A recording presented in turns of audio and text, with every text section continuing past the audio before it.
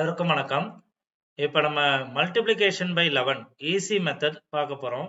So இந்த multiplication 11 by 11 எதுக்கு use ஆகும்னா, நம்ம பையோட வேல்யூ 22/7 வச்சு நம்ம area of any shapes, so அதில் வந்து ஏரியா ஆஃப் சிலிண்டரா இருக்கலாம், கோனா இருக்கலாம், ஸ்பியரா இருக்கலாம், எமிஸ்பியரா இருக்கலாம், சர்ஃபேஸ் ஏரியா, வால்யூம் இது கண்டுபிடிக்கிறதுக்கு பையோட வேல்யூ 22/7 வச்சு நம்ம சம்ஸ் போடுவோம்.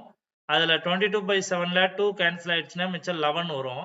ஸோ அந்த 11 வச்சு ஈஸியாக எப்படி மல்டிப்ளிகேஷன் பண்ணலாம் அப்படின்றத இப்போ இந்த வீடியோவில் பார்க்கலாம். ஸோ நான் இப்போ 2 மெத்தட் போட்டிருக்கேன். ஒன்று சிம்பிள் மெத்தட், இன்னொன்று ரொட்டீன் மல்டிப்ளிகேஷன். ரொட்டீன் மல்டிப்ளிகேஷன் பொறுத்த வரைக்கும் உங்கள் எல்லாருக்கும் தெரியும்.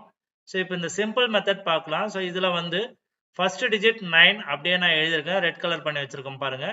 ஸோ அடுத்தடுத்த டிஜிட் ஆட் பண்ணிட்டே வரணும். இங்க போட்டிருக்கேன் பாருங்க கீழே. ஸோ 8 + 9 17. ஸோ 8 9 ஆட் பண்ணா 17, 7 1 கேரி ஓவர் வந்துடும்.